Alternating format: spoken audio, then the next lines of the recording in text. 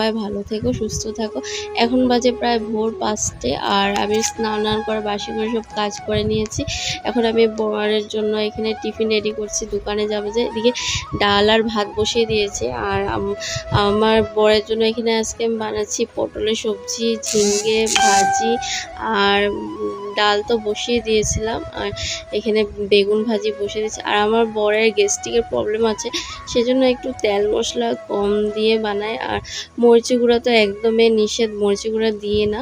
আর এগুলো কম মশলা দিয়ে আমার বরের জন্য বানাই। সেজন্য সব কিছু এখানে রেডি করে নিচ্ছি, টিফিন সব কিছু এখানে আমি গুছিয়ে নিচ্ছি, কারণ সকালবেলা খুবই হুড়োতাড়া লেগে যায় সেজন্য।